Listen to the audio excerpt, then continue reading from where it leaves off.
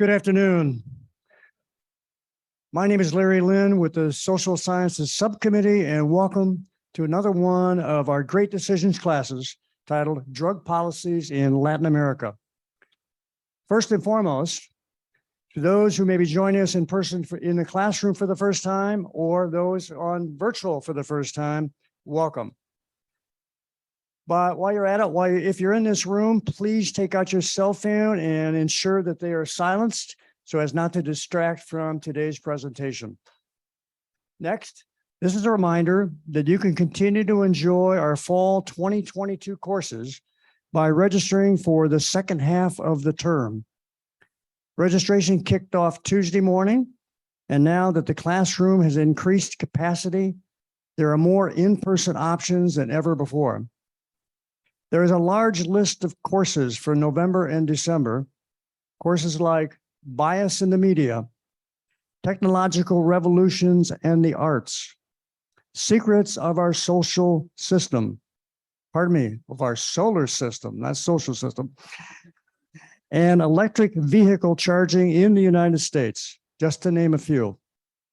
Please read your HASP Happenings email messages for more details. Before I introduce our speaker, we will watch the PowerPoint video produced by the Foreign Policy Association that comes with this presentation.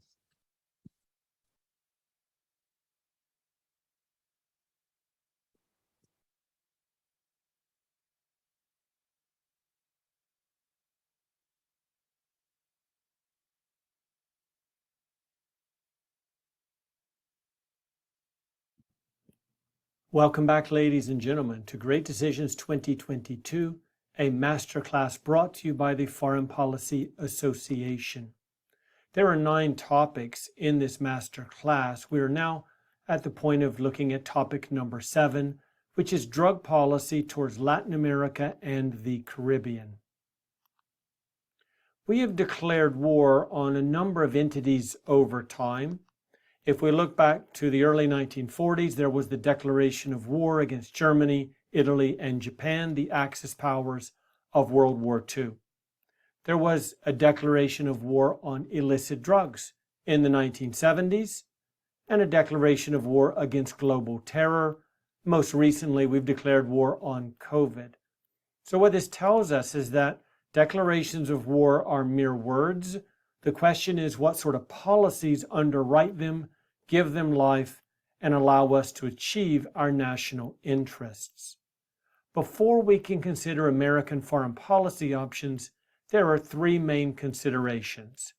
We're going to look at the bureaucratic landscape of dealing with international drug policy, the extent of the problem from Latin America, and then finally Latin America's own drug problem. We begin with the bureaucratic landscape. The United States, of course, is a very complicated government. The White House on top, the president presides. Drug Enforcement Agency plays a central role in our war on drugs and our policy towards illicit drugs in Latin America and the Caribbean. But it's not the only federal agency that deals with drugs. Far from it. The landscape is littered with dozens of federal, regional, and state-level agencies, all of them working together or against each other in confronting illicit drug trade, trafficking, and of course use. There are 43 federal agencies alone involved in American drug policy globally, which includes of course Latin America, and they're very often struggling with and against each other. They're doing so for primacy, for attention, and for resources, or they simply struggle with each other because they speak different bureaucratic languages and have different protocols. There are several different theories of bureaucratic behavior that we can apply to American foreign policy. There is what we call RAM, or Rational Actor Model, Organizational Politics Model, or the OP model, and then BP, which is Bureaucratic Politics Model. They explain foreign policy bureaucracies in stark terms. Let's begin with the Rational Actor Model. It is by far the simplest and most straightforward. it is the ideal model for foreign policy making. It imagines the U.S. government as a unitary actor with a very clear head, which is the president, with information from all of the agencies flowing upward, being vetted and filtered, analyzed and polished, and ultimately making it to the president's desk. The assumption is that when the president and his or her team consider a foreign policy option, they have all of the best information at their disposal. Decisions flow downward in an authoritative fashion. When the president speaks, when the president decides, that is the policy that is implemented. And the country's overall interest, it is assumed in this model, prevail over all local, regional, and political interests. It's the perfect model of foreign policy, and if only foreign policy operated in this fashion. The organizational politics model has a very different system. It sees a number of organizations that are arrayed across the government, all of them involved in various foreign policy issues. For some issues, it's only a handful. For ones like drug policy, 3 or more dozen of them. They each have a head, Secretary of State, Director of Central Intelligence, the highest ranking members of the military, whether it's in the Pentagon or the Chiefs of Staff, all of them represented at the top. But these individual organizations have their own agendas, their own bureaucratic language, and their own interest. And it's their own parochial interest that oftentimes are pursued. We would like to think that the Defense Department and the State Department work together, as much as we'd like to think that the CIA and FBI work together. But oftentimes they hide information from each other, they're competing against each other, and they view each other as bureaucratic rivals. That's the organizational politics model. And finally, and somewhat similar, is the bureaucratic politics model. Here we look only at the leadership of each of those organizations and where they sit around the table when the president enters the room. So clearly the head of the table is for the president, in the president's absence, the vice president, and then everyone else is arrayed around the table, and where you sit determines where you stand. Meaning whatever label you have, SecDef, SecState, Director of CIA, Chairman of the Joint Chiefs of Staff, that determines your policy position. And if you have someone that moves from one institution in the government to another, it's amazing how quickly their policy issues change, their positions change, because where you sit around the table is where you stand on policy issues. And these elite policy makers, the heads of these large bureaucratic organizations, they trade horses with one another. They make trade-offs. They cut side deals. They're trying to create a winning coalition to gain the president's attention. It's called fighting for the president's ear. And if the president is listening to you, it's more likely that financial resources and responsibility will flow in your direction. That's the bureaucratic politics model. When we look at American agencies that deal with drug policy in Latin America, we cannot for a moment view this as the rational actor model. It is organizational and bureaucratic politics without any question. And that, of course, is not optimal. But it's not just about the United States.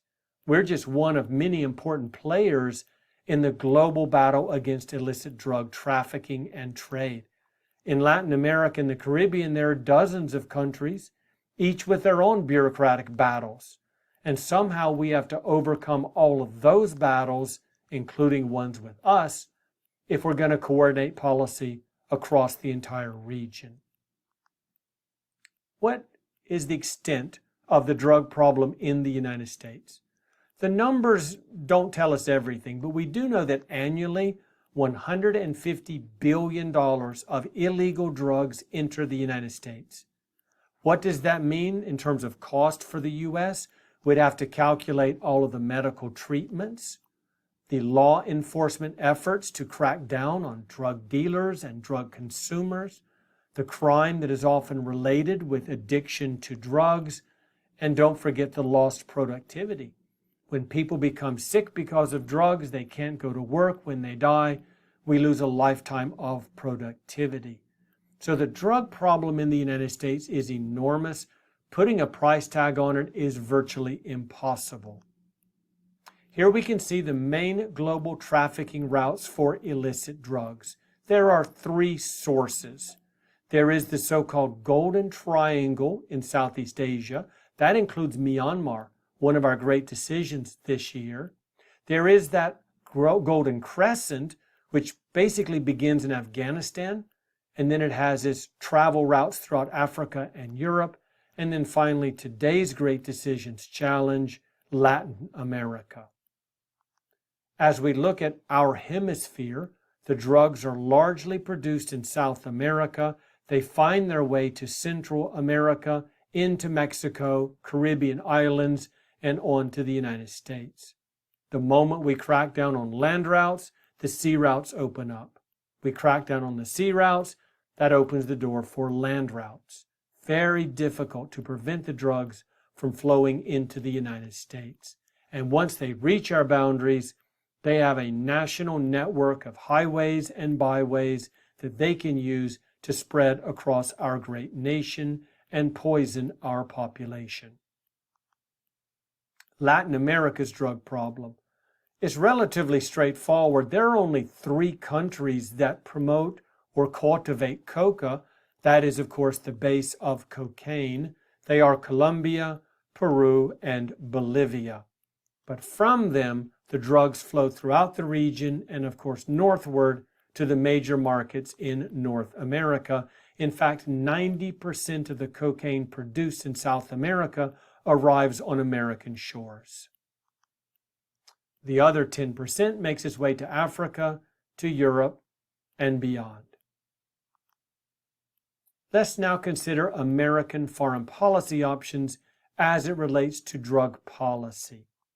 3 main areas of focus. There's the source of the drugs, where they're cultivated, where they're grown, where they're produced.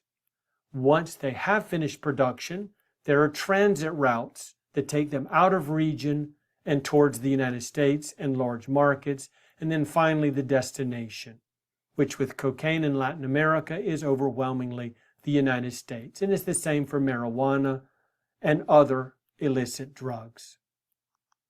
Let's begin with the source. Well, we do have options at our disposal. We can fly planes over crops and poison them. We can spray all sorts of agents, chemicals on them that will make the leaves wilt and turn brown and ultimately die. We can do this on the ground directly with the assistance, of course, of local governments. And we can also go there and simply burn the fields to the ground. The problem is that these fields are so massive in size, and very oftentimes they're in areas that are very difficult to get to. Add to that the reality that if we're going to spray toxins over these areas, defoliants, as we used in Vietnam with Agent Orange, we're going to cause a lot of civilian damage, deformation, and death.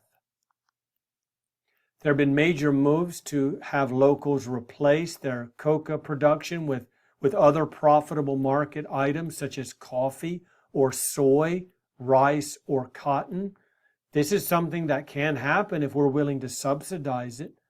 Basically do abroad what we do for our farmers here at home, give them a leg up economically so that they can make a profit by selling in a highly competitive market. We cannot ask locals in Bolivia and Peru, among others, to give up a highly profitable drug production growth for something that's less economically rewarding. That just invalidates economic rational thinking. So we'd have to help them along the way. But there's a major problem with subsidies. Not only do we not provide them significantly for foreign farmers, we do provide them for our own farmers. So we have poor countries in Latin America, very wealthy countries like the United States. We funnel enormous amounts of taxpayer dollars to our farmers. And when I say farmers, I don't mean mom and pop operations. I mean conglomerates. with CEOs, lawyers, ad agencies in New York City and Houston and Los Angeles. They wear the $3,000 Italian suits. They probably wouldn't know one end of a shovel from another, but they're operating these massive farming industries. They have lobbyists that are very well paid on Wall Street and in Washington, D.C., and they're going to make sure that policies are going to be directed in the favor of their conglomerates, in the favor of their industries. So we pay farmers not to grow products. If they do grow them, we pay them not to sell them, and we pay them to store the products that they've grown that we're also paying them not to sell, both domestically and internationally. And what this does is it creates a very high profit margin for these conglomerate agricultural industries and allows them to sell their products both domestically and abroad very cheaply. In poor countries, where there isn't that enormous tax base to tap into, there aren't these sorts of subsidies. And what that means is that their farmers cannot compete. If we ask them to compete directly with us and our subsidies, they're going to migrate north. They're coming to the United States, or if they stay at home, they're going to turn to illegal drug production. They really don't have a lot of other options. So we're clamping down on migration, we're subsidizing our farmers, and we're somehow surprised that poor farmers in South America are growing coca and other illicit products. All right, if the source cannot be addressed, why don't we cut them off at the pass? Prevent those drugs from reaching the final destination. So let's take a look at how this works. There is the coca field. Inside of it, you've got the production, accumulation, and then initial transit to the production labs. We've already spoken of how the original point of production is very hard to get to. How about the production labs? Those are as well armed as any labs you'll find in the world. Premium, grade A military force with the best weaponry that drug money can buy. It would be a war in those countries for the governments to go after the production labs. And of course, the way that it works is that if the military of, say, Mexico attacks a production lab for marijuana, those production labs, those criminal elements are not going to go to war with their own government and military. They're going to commit acts of terrorism and attack on innocent populations, knowing that the population will then pressure the government of Colombia, of Mexico, or one of the others to halt their war on drugs. So cutting them off there is also difficult. The weakest point in this delivery chain is with the transit of the runners. These are people that are delivering, they're sometimes called mules. They're delivering the drugs across international boundaries to hand off to a new set of runners. We can attack them pretty easily, and that's what we tend to focus upon. Low risk for us and local governments, and a very high rate of success. The problem is that these runners are 14-year-olds. They're people who are very easily replaced. They are literally a dime a dozen in most of these countries. So as long as there are young people without jobs or futures, there will always be people to replace the runner that we just arrested and incarcerated. That certainly is not going to answer the question. So why don't we go to the real problem, which is the destination point, the demand side of the economic curve. Those drugs are produced and shipped to the United States for a singular reason. We are the market for them. We demand the drugs, we consume the drugs, we pay very high prices for those drugs. We can solve this problem with focusing on the United States. And what that means is that drug policy isn't just domestic and it's not just international, it is both of them at the same time. Our domestic policy is affected by our foreign drug policy, and our foreign policy is affected by our domestic drug policy. We call this issue intermestic. It's international and domestic at the same time, and it's one of the reasons there are 43 federal agencies and literally hundreds and thousands of state-level agencies involved in the drug policy. If we could succeed in dealing with the destination, American demand for drugs. It would solve the transit route problem and the source problem. If there's not a profit to be made, these criminal organizations are not going to produce an illegal drug. If they do, it'll be for shipment to other places on the globe. So how do we curb demand? What do we do about America's seemingly insatiable appetite for illicit drugs? The spectrum is wide. We can go the hardline route of law and order, hiring more police, more border guards, more sea patrols, and building a lot more prisons. Or we can go to the other end of the spectrum, the soft line side, and legalize at least some drugs. Take the criminal element out of it, as proponents argue. Law and order, we've been trying that since the 1980s at a minimum. It was in the 1980s, Mr. Reagan said, we're going to go after drugs. Mrs. Reagan said, just say no. But the government decided to begin incarceration with mandatory sentencing for drug offenders. And just look at the population explosion among American prisoners. So we have the Nixon Declaration, we have the Reagan Sentencing Reform Act. Put those two together, and we don't have enough prisons to hold them all. There are very few countries in the world that incarcerate a higher percentage of their citizens than the United States.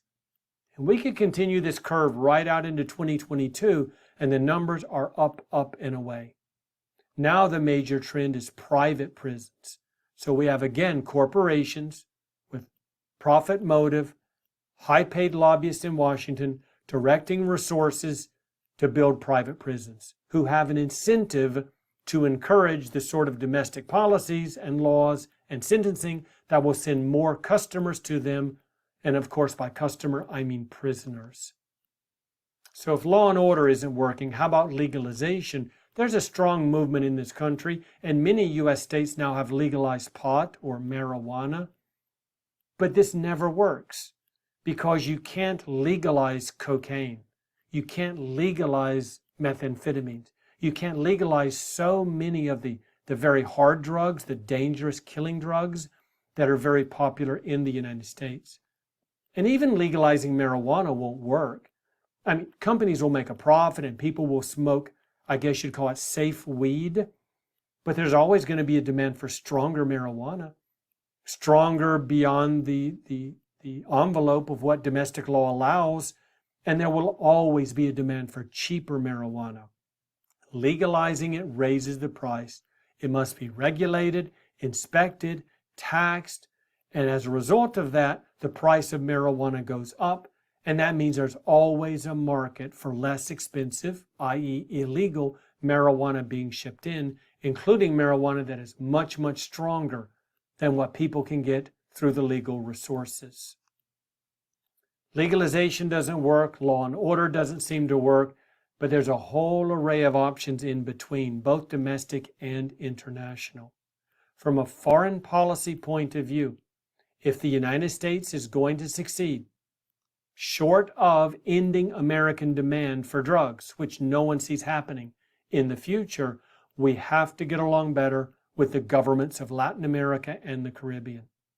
We need to build trust with Mexico first, because when there is something that happens across that border and we want to send the FBI or other special agents over to investigate, we need the Mexicans to cooperate with us and to allow us access to those areas. And if we don't have good relations with them, and if we can't trust them, then we can't work with them. Mexico is the first point of focus, but it very quickly becomes all of Central America, the Caribbean, and South America. That is a very tall order, and one historically that we have not been terribly successful at. We have a poisoned relationship with Cuba, and many countries in Latin America refuse to work with us on important issues until we can get beyond the Cuban issue. Beyond that, there is the very chilly relationship we've historically had with Brazil, the largest and most influential country in the region. So rather than thinking of policy that includes all of Latin America and the Caribbean, we should focus on Mexico first, clean up our mess of a policy in Cuba, which serves no one's interest economically or politically, and then work very hard on a better relationship with Brazil. From there, we can branch out and perhaps have more success in heading off the illegal drugs that are entering this country. Solving the destination is first, but focusing on foreign policy and better relations certainly has to be part of the calculation. Thank you once again for attending this lecture as we move quickly towards the end of the 2022 series. Stay engaged and make great decisions.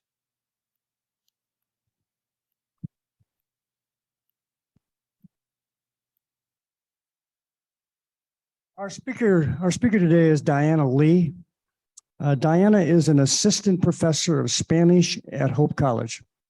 She has a BA in Spanish and International Studies from Pepperdine University and a master's in divinity from Fuller Theological Seminary, an MA in Spanish, and PhD in 20th and 21st century Latin American literature from the University of California, Riverside. Diana lived in Buenos Aires, Argentina, for a year. She has returned regularly to Argentina and has spent time in Chile, Colombia, Mexico, Costa Rica, and Spain. Diana, in addition to reading and researching, enjoys running and completed a half marathon about 3 years ago. Her other interests are walking, doing jigsaw puzzles, drinking hot tea, I thought that was a good one, and spending time with family and friends. Diana would like you to hold your questions to the end of her presentation. Please join me in welcoming Diana Lee.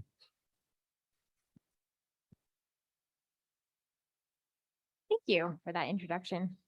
Should take off some of those degrees. It's too long. The introduction is too long. Okay.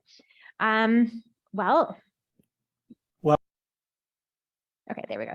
I just want to thank you very much for having me this afternoon, and thank you very much for that lovely introduction. I want to highlight the fact that I'm not technically a Latin American historian. My field is literature, but via my literary studies, I've read a lot about the drug policy in Latin America and see mostly how the fictionalized effects of it. One of my current projects I just submitted to a peer-reviewed journal is an article about this novel, El ruido de las cosas al caer, The Sound of Things Falling, Colombian author Juan Gabriel Vázquez, in which he discusses the impact that the drug trade has had on his generation in Colombia, the drug-related violence. And he looks at the hippopotamuses that Pablo Escobar imported during his reign as drug kingpin, and the fact that currently, this is my interest, my area of interest is environmental studies, but currently how they didn't do anything with the hippos when they killed Escobar, and now there's an overpopulation of hippos in Colombia. So the hippos interest me in Colombia, but no, they're native to Africa. Yes. Okay. In any case, I am using heavily this article from Dr. Mónica Serrano, who's from El Colegio de Mexico and has served on several serves in several institutions which examine drug policy and human rights. And her chapter is called No End in Sight, a century of drug wars. So I'm going to take it very heavily from what she has already developed and use that as the framework for my discussion today. And the main idea of the article, and probably the main idea I'm going to present today, is this. And there's consensus among people in this field that the chain of operations, campaigns, and plans that have been at the heart of successive wars on drugs in Latin America have failed to curb the cultivation, production, transshipment, and sale of illicit drugs in the U.S. drug market, and increasingly too in Latin America. And I always make it pretty simple for my undergraduates, but our policies aren't working. Drug policy in Latin America, failures. Okay, so that's my thesis. That's Dr. Serrano's thesis as well. But I'd like to give you an introduction to the history of why that is and what has happened in the last, or actually about over 100 years now, regarding international drug policy. And well, first she talks about some of the trends that these policies have produced. So there's been an increase in militarization in Latin America and other countries because people need to, they've been trying to eliminate drugs, and so they need to get some type of armed force involved. There's increased conflict between criminals and the state. That's not hard to imagine. The drug cartels in the states now are sort of at war with each other. There's been an escalation of drug-related violence. And there's been a growth of illegal organizations, so what we call the cartels, which has resulted in the internal and external displacement of many people. So people have to flee these types of violent encounters. So those are the trends that she lists, but let me go back historically and talk about this. First thing I want to highlight is that she talks about this idea of the international drug control regime. And she says that the emergence of Latin American countries, quote, as exporters and significant players in international illicit drug circuits has been closely associated with the rise of the drug prohibition norms and the gradual consolidation of the international drug control regime. So as any good person as any millennial would do, I Googled international drug control regime. What is the international drug control regime? And this is my critique of her article, is that there's actually no such organization in terms of like officially. They don't have a website. They don't have a leader. It's the term that is more recognized to discuss the way that the world community has come together and put together conventions and treaties and agreements regarding their policy. So I want to just be clear, when I say the international drug control regime, it's sort of the summary of the world's response to drug policy. It's not actually an organization as such. But she's arguing that this sort of consolidation of power is really important because it's grown has had the criminal element in drug trafficking. So first you have these conferences, 1909 Shanghai Opium Convention, 1912 Hague Opium Convention. That's when the world sort of started getting together and discussing how they're going to address the mass exportation of illicit drugs. And then in 1961, there's a UN Single Convention on Narcotic Drugs, which was amended in 1971 and 1988, basically with these conventions. And there was a huge increase in basically criminalizing these types of drugs and agreeing that the world needs to crack down on the supply. This is heavily related to the context of before I go into that, it's heavily related to the context of the Cold War. This is a time period after World War II, between before the fall of the Soviet Union, when there's sort of like a two-power state going on, and there's a lot of reactions to what's going on in Latin America. But I won't discuss that very much, except to say it sort of makes sense, the consequences of globally prohibiting drug production and drug sales, in the sense of what happens when you have a prohibition on an item. Anyone remember the 1920s? I know that you weren't alive then. That's not what I'm trying to say. I'm trying to say, does anyone remember what happened historically in the United States in the 1920s? We had prohibition of alcohol. So what happened? It was super successful, right? People stopped drinking.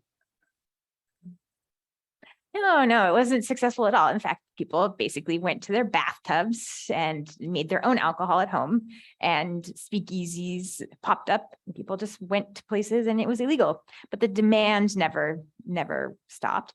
So this is why prohibition, actually, when you prohibit something, causes even more demand in a way. People want, they can't have, right? If people have a demand for it, just because you make it illegal does not mean that the demand is going to go away. Unfortunately, right? Because that would solve all of our problems. Just make something illegal and then it's great.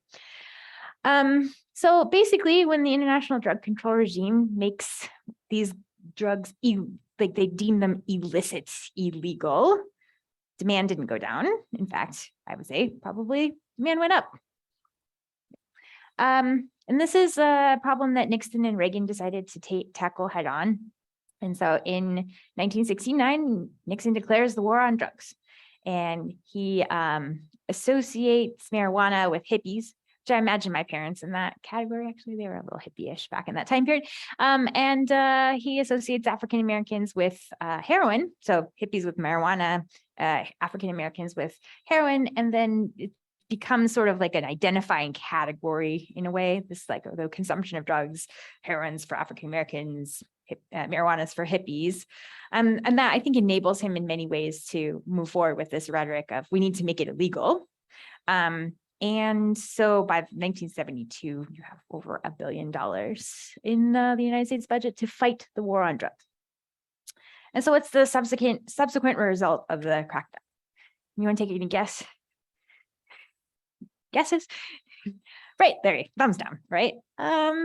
They basically expanded and exploded the foreign illicit markets. So in fact, if you want to declare a war on drugs, Nixon, you need to realize that it's going to have the opposite effect of what you're trying to accomplish. And so the criminalization of drugs is expanded during this time period. And as the professor in the video discussed, this leads to the decision to make mandatory minimum prison sentences for any drug violations. And I have another chart, so very similar, basically looking at the rise in inmate incarceration over the course of these years, and it just explodes. I think I'm going to say later the statistic, but 5%, 5% of the world's population is incarcerated, 5%, but 25% of the world's incarcerated population are Americans who are jailed in the United States. Basically, 1/4 of the world's incarcerated population is in our country, which I find astounding. And you can probably guess what the majority of people are incarcerated for based off of these figures, right? Drug violations. So the focus of the International Drug Control Regime, I made that acronym wrong, IDCR, excuse me, in the 1970s and the 1980s is just a fixation and obsession on getting rid of coca leaves, basically going to the source, exactly what that professor talked about, trying to eradicate the fields of coca leaves because they became sort of obsessed with the cocaine market during this time period. And as we heard, super successful, using a little sarcasm there, not successful at all. In fact, there's an expansion of drug cartels during this 20-year period. And this is Pablo Escobar and the Medellin cartel in Colombia and the Cali cartel in Colombia expand. The vast majority of production during this time was from Colombia. And so Ronald Reagan declares a second war on drugs in the 1980s. And during that time period, basically the seizure of cocaine jumps from 2 to 27 tons. So that's basically just like what they're seizing. You don't know how much actually is being exported, but being successfully exported to the market. And then actually, there's a huge increase in the number of Americans who admitted to trying the drug. So 22 million Americans admit to trying cocaine. And coca leaf production doubles between 1982 and 1987. So again, this thesis that you're hearing from this is that this drug policy is not having much success. And then in terms of Mexico, the expansion of Mexican travel circuits, basically there's like this development of the circuits of travel from Mexico, and 85 to 90% of the cocaine during this time period is passing through that country, through our borders. Okay, so then in 1988, after the second war on drugs, there's another worldwide convention. So the International Drug Control Regime is getting together and trying to decide what to do with everything. And basically, there's just this continued obsession with the criminalization of drugs and the focus on the supply chain. And that's sort of the point of all of this, is that the drug policy, if you actually identify what it is, it's this two-pronged approach to drugs, the looking at the supply chain, fixating on the supply, and then being obsessed with criminalizing drugs on the demand side. or well, actually in all sides. But there's a lot of discussion regarding supply and criminalization, and much to the oversight of looking at the actual problems of why there is a demand for illicit drugs. And what are the effects of these decisions? Again, well, the consolidation of large criminal cartels, making them, quote, more durable, bureaucratic, violent, and strategic organizations, in the words of Dr. Serrano. Okay, so how many of you have seen Narcos? I'm going to guess nobody. You've seen Narcos. What did you think? It's super interesting, isn't it? It's I wouldn't recommend it to this crowd. Oh, would you like to? Netflix, Netflix. Okay. I don't think I should recommend it to this crowd, because you have to have a stomach for violence, gore, criminal activity, and if I probably sex, although I can't, that didn't stick out as the main point of these. Yeah, but if you can handle that, this is one of the most interesting TV shows I've ever seen. I was like binge watching it. It's just fascinating, because it kind of fictionally portrays the life of Pablo Escobar and his rise as a drug kingpin. And the actor is really interesting, amazing. He does an amazing job. So if you can stomach the violence, I recommend the show. But this is the real Pablo Escobar. I look really similar. And he is sort of the face, I'd say, of drug kingpins in Latin America. And so, as the professor in that video mentioned, I really wish I had caught his name, as the professor in the video mentioned, that these groups have they armed themselves to the teeth with all of the money they were making. And they got so powerful and wealthy, they sort of put these governments on the defensive. I think I learned this in Narcos, but maybe I read it as a statistic. Pablo Escobar was so rich at one time, but of course you can't just like put the money in the bank. It's all cash. So he was so rich at one time, he had to start burying his cash in a field, and the rats just started eating it. Like millions of dollars, just like the rats got at them, because he couldn't spend that money. It was just impossible for him to spend it. So that's how wealthy he was. So this was in Medellin, Colombia. And in fact, interestingly enough, Pablo Escobar ran for politics. He ran for, I think, congressman. He didn't win, but everybody knew what he was doing, and he was still allowed to run for politics. And in Cali, in Colombia, the cartel didn't run for office, but they had a pretty solid alliance with police and politicians. And so basically, it became real hard for the government to do much about this, because they have so much power. They're wielding so much power. And of course, a police officer or a politician is offered oodles of money to support these cartels. It's going to be kind of hard to say no. And interestingly enough, this is something that I don't know if you remember hearing about the FARC or the Shining Path in Peru, these paramilitary groups. Basically, what happened is when Pablo Escobar had all this money, he starts acquiring land in rural areas, and the Sendero Luminoso, or the Shining Path, and FARC in Colombia are the ones who are sort of charged with defending these rural areas and defending the farmers who are producing coca leaves. And so these paramilitary groups become part of the scene in the 1990s. And then we hear about all this violence in Colombia with the government and how they're trying to address it. And it's really this, like, so many interest groups are fighting over whether or not they can produce coca leaves.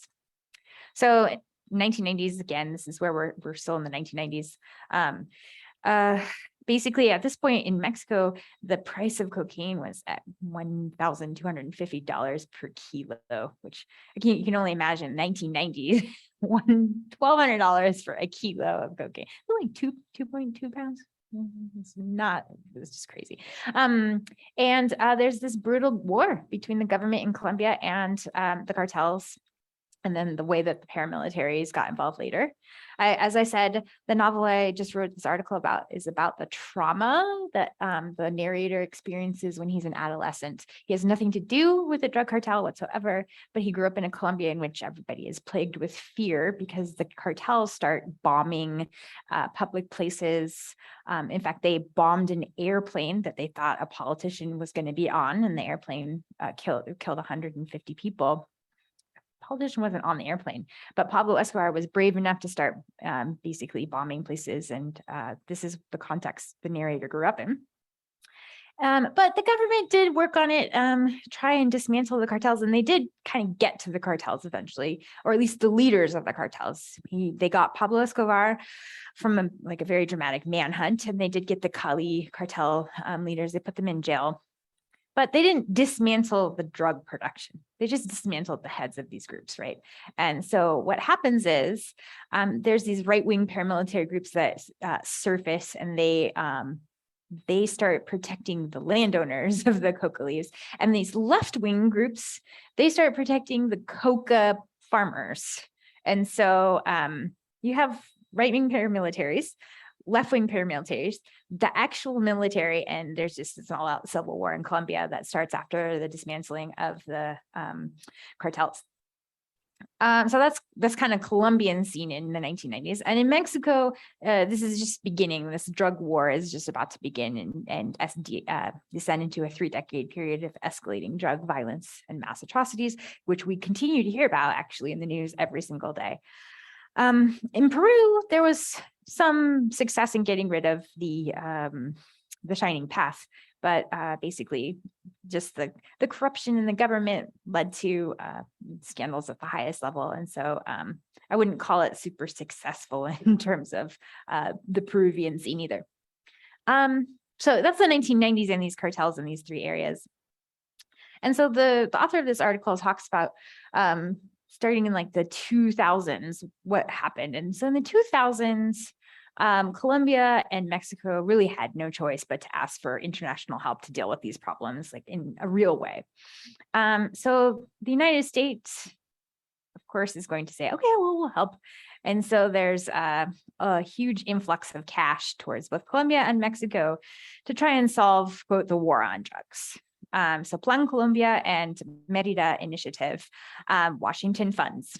So Plan Colombia, or Plan Colombia, as it were, starts with, of course, the context I just mentioned in the 1990s with the drug revenue empowering the left-wing paramilitaries, the right-wing paramilitaries. Everybody's empowered except for the government of Colombia. The government of Colombia is the one that doesn't have much power, right? As I said before, FARC is protecting growers. The right-wing paramilitaries are protecting the landowners.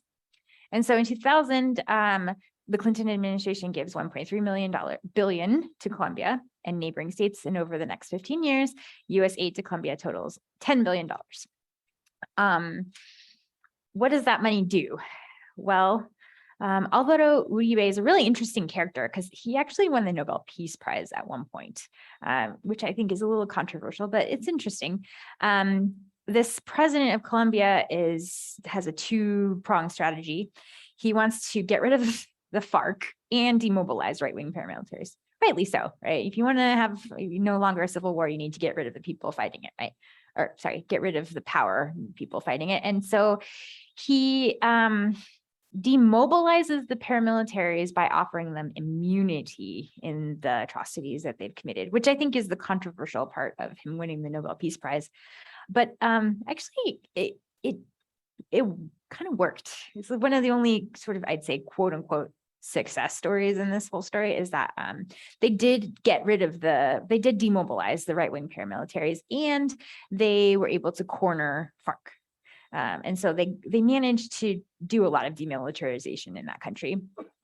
And violence has fallen in Colombia. And the Colombian state has regained a lot of its power over its territories. So it's successful in terms of the violence falling in Colombia. But let me ask you guys a question, which I know you'll know the answer to.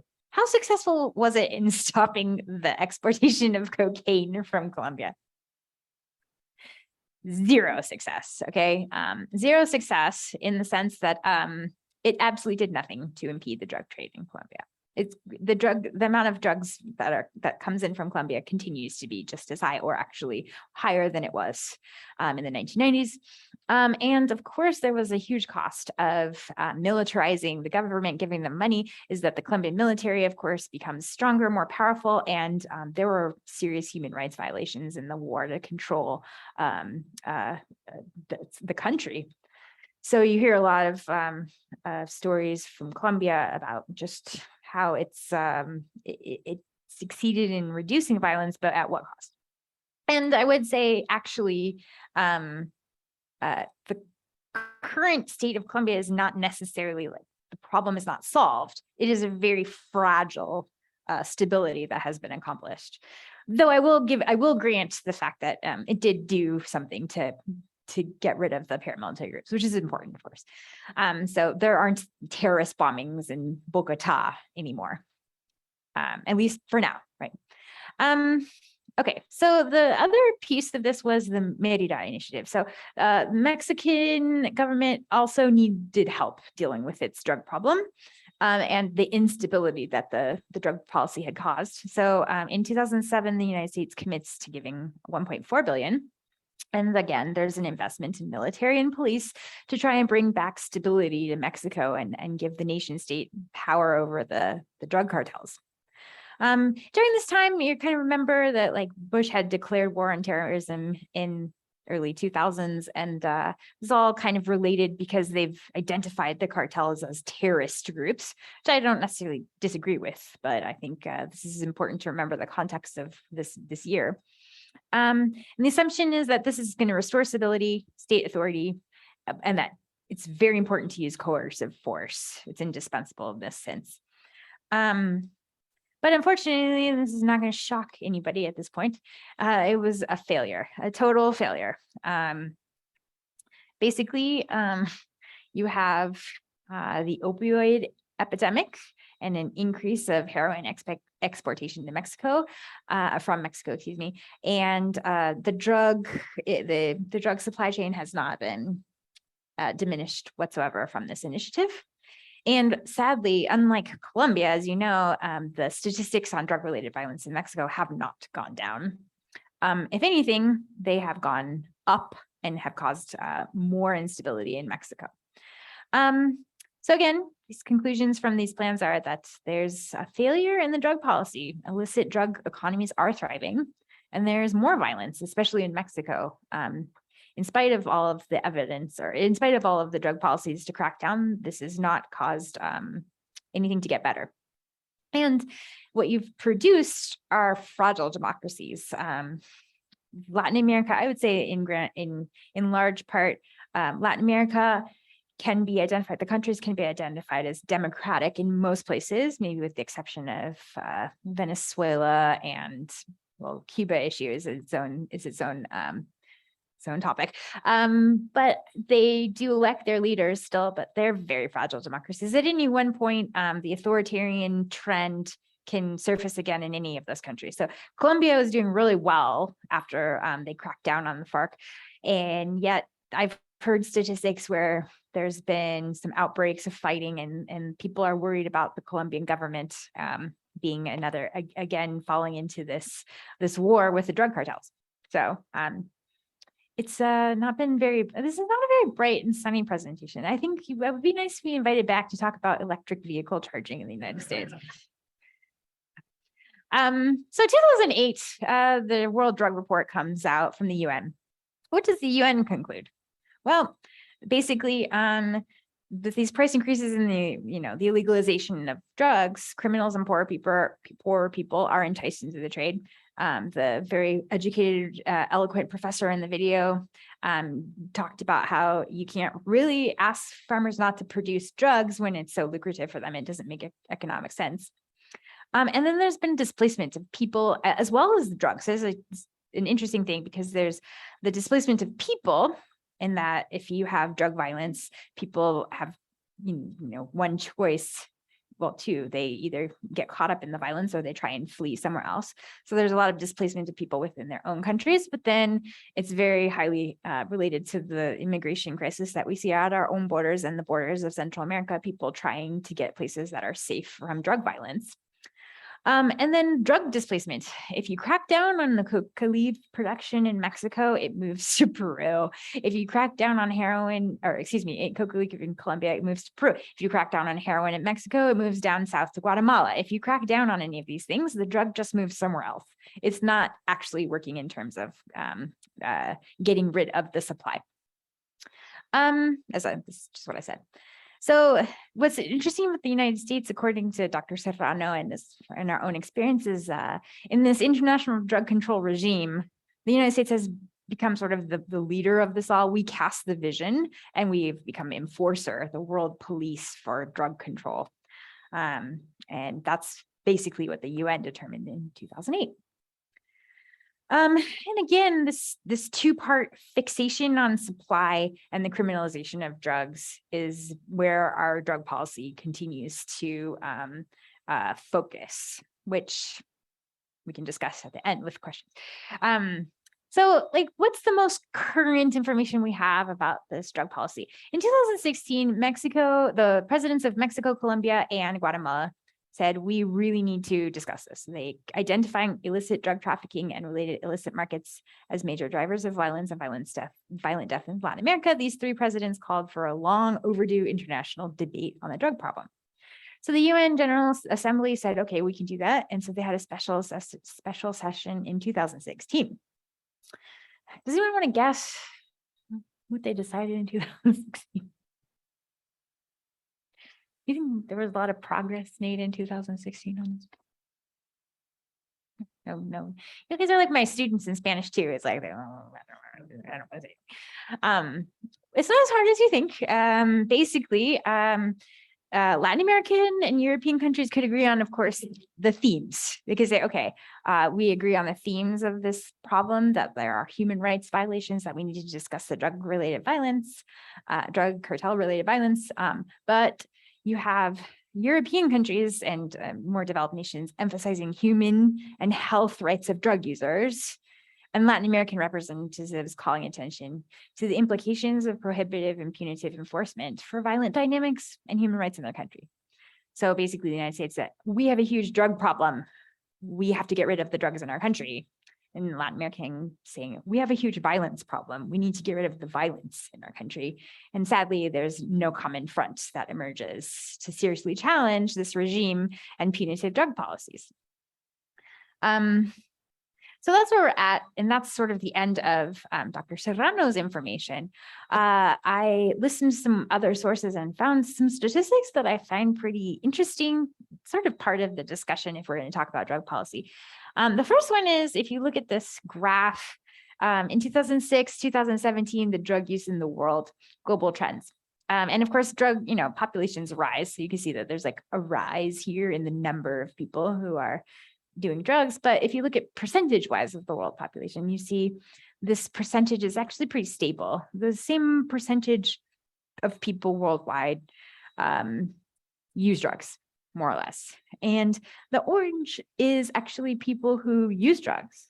And blue is the prevalence of people who abuse drugs.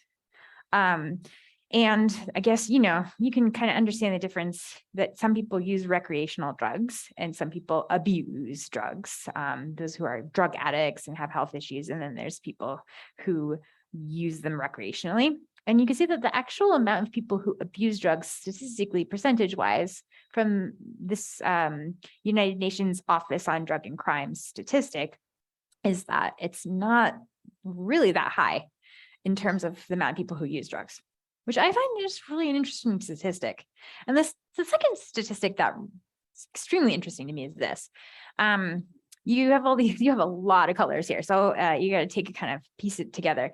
This is the death attributable to the use of drugs from 1990 to 2017. And so you see all these colors, and the main attributable deaths to drugs are not actually from overdoses, which I was extremely surprised by. You see blue is overdoses from opioid use. This light blue is cocaine use disorders. Other purple, other drug disorders, and then light purple is self-harm. But the vast majority of people who die from drug abuse die from HIV and hepatitis C, or rather the illnesses you get from using dirty needles, which I was like, wow, I would have guessed drug overdose, number one, for sure.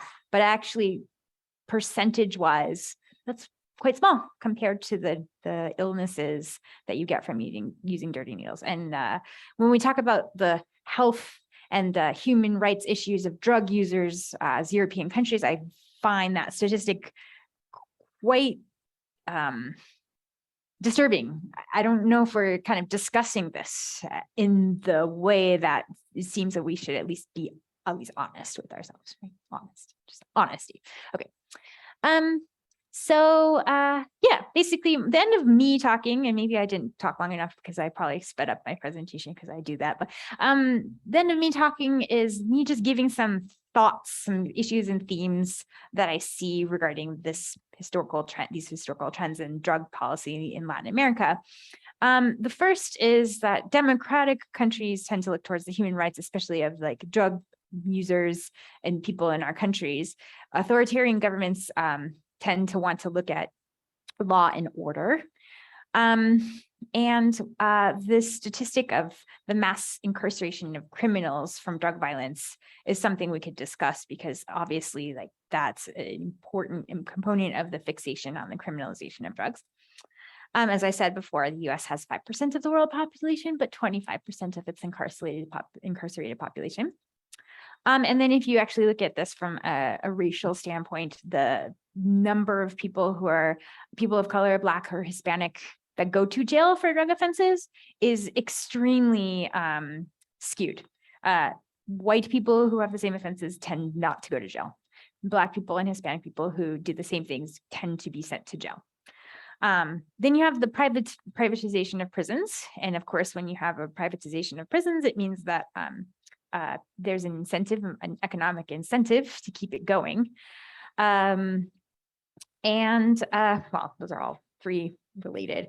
Then you have displacement of people fleeing violence, and then of course, immigration reform at our own borders. Drug use and education in our own country, violence and disparity of wealth in Latin American countries, basically how there's all these empowered individuals who are so wealthy, and then they're people in Latin America who have absolutely nothing and then are sort of forced into these structures of doing what they can to survive. The fragile democracies and the destabilization in Latin America that these policies have caused. The narrative in our own country surrounding public health. And finally, my final point, which is again, a reiteration of the thesis, is that our drug policy has failed. If the goal is to stop the importation of drugs and to stop the pandemic of drug abuse, we have failed completely and are continuing to fail. And these policies date back to the 1960s.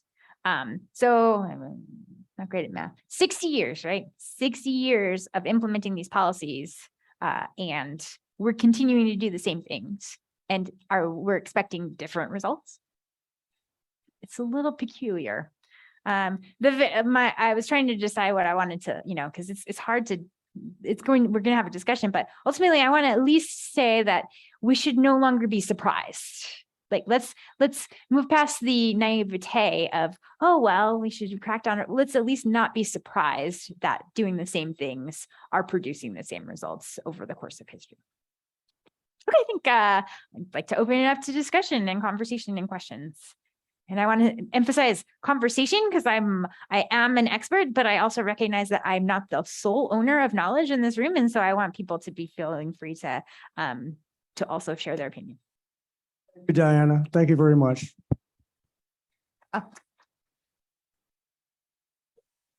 If you have a question, please, or a comment, please raise your hand so that the virtual audience on Zoom can hear the question.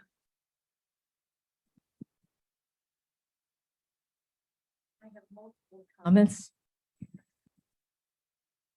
You got to go back to when the country of China was a big draw for everyone, because that's where drugs were, and they were legal and everywhere. Did you say, can you repeat that last sentence? The drugs were everywhere. In China. It spread all over the world. But the British were a big draw because they sent people over there and they smoked or they used opium and things like that. Early Americas had opium given to them or through their pharmacies. Coca-Cola had something in it at one time. And you just have to follow the money and you can follow the progress of drugs and why it won't stop. Absolutely. And then in fact, that idea of China, also ultimately the convention started in 1909 and it was in Shanghai where they started discussing this problem. We have a question from online. How is the ongoing presidential election in Brazil might impact the drug trade? Okay, well, from what I know, the presidential election is between Lula, the very popular populist president from the past, who I also believe was put in jail for a while. So always a little bit of an interesting equation, and the current president, Jair Bolsonaro, who is hard-wing right. So Lula is the left, and Bolsonaro is a right-wing president. I mean, ultimately, I think it depends a lot on if they elect Lula, you're going to see probably a little bit. It's an interesting thing because you'll see a less of an openness to work with the United States on this issue.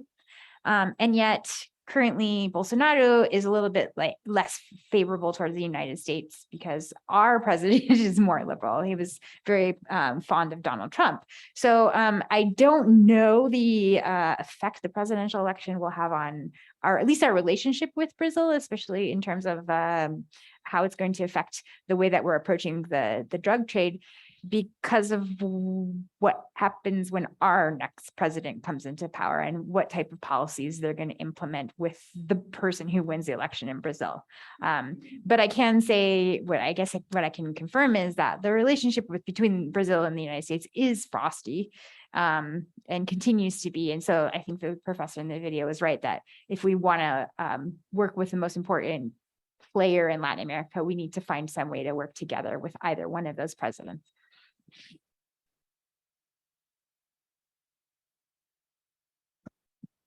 Yeah, excuse me. I believe I read somewhere, heard somewhere that they're in the process of freeing several of the individuals that have been incarcerated for drug-only issues. And I guess I have to ask, okay, we know what hasn't worked. Do you have any idea as to what would? Of course you have to ask. I was afraid somebody would. I read that President Biden has started looking at how they can release the people who have minor drug offenses. And so they're working on that problem currently, our government is. I have a small anecdote. A person I met said, oh, I want to let you know, if you do Google search on me, you'll see I have a conviction. And a felony conviction. And I said, well, do you mind if I ask what for? And he said, selling drugs, selling marijuana. And I said, oh, you know what they call that in California? This was in North Carolina. I said, you know what they call that in California? He said, what? A job. I said, which I find is ironic because this person has a felony conviction on their record for the rest of their life in North Carolina, and in California, literally that would be a legal job. So I find the entire conversation in our own states interesting, and disagreement we have over that. But I'm trying to avoid as long as possible. What do we do? Because I mean, this is going to be heavily influenced by the statistics I read. This is an opinion. I think we need to, as a country, focus on two things. First, we need to ask ourselves, why is there such a demand for drugs? And what can we do to decrease the demand for drugs? And I think that some of the answers to that are things that we're unwilling to kind of really seriously grapple with. cycles of poverty in communities of color as one thing I think we need to look at, how we get people gainfully employed in jobs that pay enough to take them out of the cycles of poverty. And then also looking at the bias of race, how we can have people who are celebrities doing cocaine and have absolutely zero consequences seemingly. And then a young person of color in the streets, does cocaine and then gets sent to jail for 5 years. We need to look at the way that we look at race in our country. And then of course we need to kind of ask ourselves, I might disagree slightly with the professor in the video in that all legalization of all drugs is bad.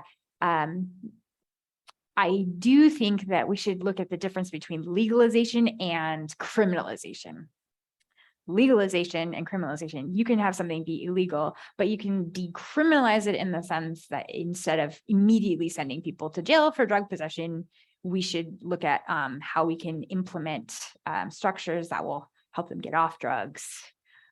The criminalization of drugs is the thing I have the most problem with. And I'm not saying that we shouldn't really seriously look at, drug dealers who sell methamphetamines, or really hard drugs to vulnerable peoples. I'm not saying we should not look at how to deal with them, but like the average person who just does drugs, I don't think we should be sending them to jail wholesale, especially if they're people of color.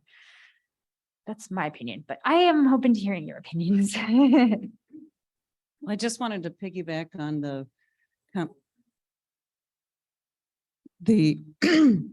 question about Brazil and that Bolsonaro is burning quite a bit of the Amazon jungle. And you mentioned that you had a environmental studies background. And when you crack down on one location, it moves to another, which I would imagine is somewhere in the jungle where it's much less patrolled or controlled. So I was curious what your thoughts are on the environmental impact of all of this and how do we approach that? I mean, that would be, I suppose, a theme that would have to be agreed upon. And I hadn't really considered the connection before, but. Absolutely. I watched in preparation for this video, I watched another professor who is at the University of George Washington University, and he was discussing how, interestingly enough, the technology behind farming has gotten so good that it takes a lot fewer coca leaves to produce the same amount of cocaine, which, we have all sorts of advances in technology. Why not an advancement in that, right? And so the focus on destroying the environment of where these crops are grown is extremely short-sighted, in my opinion. It is absolutely the one thing that we should look away from. And the professor was talking about how people judge whether or not the policies of towards drugs in Latin America are working based off of the amount of eradication of coca leaves every year. And there's always statistics published on eradication of coca leaves.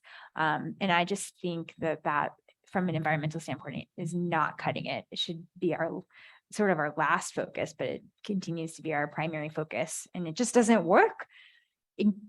Just the production and exportation of cocaine continues to grow. It's not working.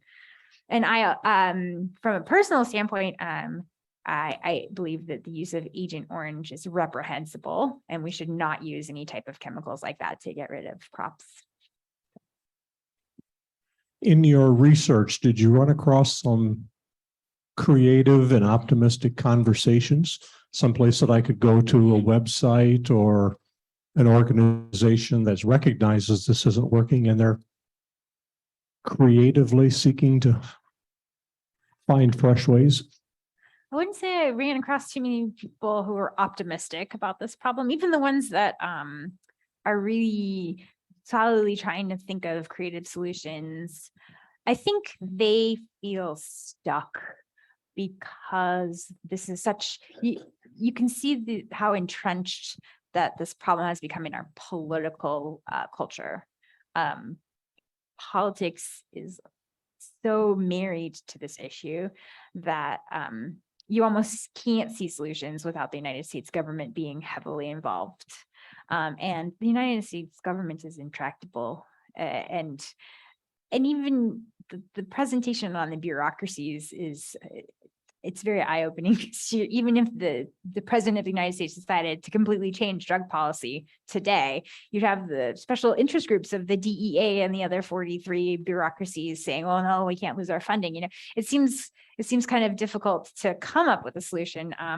And I am afraid I didn't actually run across too many optimistic voices in my research. Though, you know, I hope, of course, is a Christian institution. I think that there is a lot to be said for looking at this problem from the perspective of the human dignity. How would God see all these humans, and shifting the narrative away from cracking down on people and drug cartels and shifting it towards looking seriously at the hundreds of thousands of people who have died in Latin America because of drug policy, and seeing them as human beings and trying to make people in the United States aware of that, I think is probably the first step for Christians.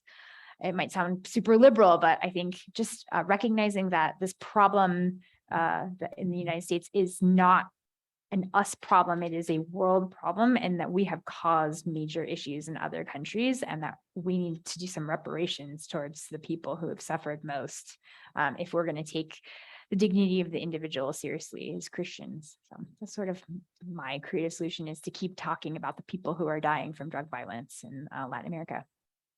Professor, I wanted to ask, you mentioned something on one of your slides regarding, I think it was 3 Latin American countries wanted to form an organization that would look at the international community and try to figure out solutions. Did I miss it, or was there any solution? Did they ever come to some kind of agreement or anything?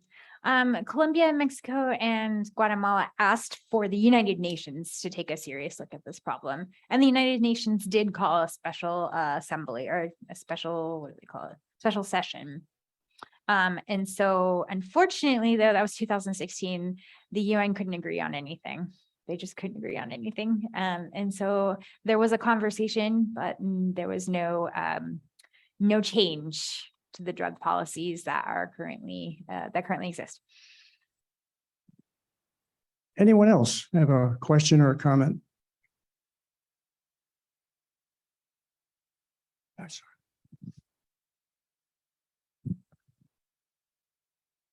Government and drugs. Government and ducks? Drugs. Oh, drugs. Sorry. Government and drugs. Look at Purdue Farm. You know how long it took to get them out of it? If you watch that movie, you can see how what, they work. what movie are you referring to? Was on Netflix about getting Purdue Farm to stop the opioid drugs. You know, they had to fight government to get them, and the government was still hanging behind them for a long time. I think they maybe have gotten rid of them, but there'll be another one. Where there's money. Where there's money, yes. It's sad.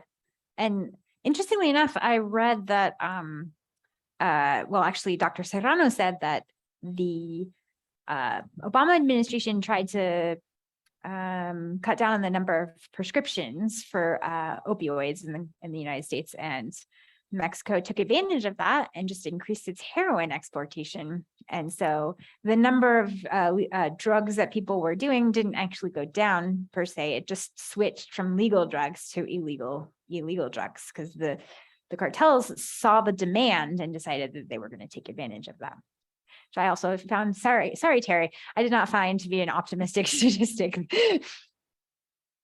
We hear a lot about the opioid fentanyl. And is there one particular country that comes from, or is that? So I learned this in my research. There's a difference between opioids and opiates. And opiates are any drug that is grown from a leaf naturally in the ground. So heroin and cocaine, well, cocaine for sure. Those are drugs that are produced naturally. An opioid is a drug that is produced in a lab. So you have methamphetamines, crystal meth, and oxycodone. So basically, they don't necessarily come from countries. We can produce them in labs in our own country. And I believe that the opioid crisis was basically the consumption of synthetic chemicals in drugs. Thank you. Is there any more questions or comments for Professor Lee? Amy, anything in chat? Well, I'll go ahead and say that we're going to hire a Latin American historian this year for Hope. So if you would like to continue discussing the drug policy, I will hand it off to that person for next year. Maybe they have a better solution. Thank you very much. Anyway, thank you very much for your interesting presentation and your comments. Thank you Thank you very very much. much for your time. I appreciate being here.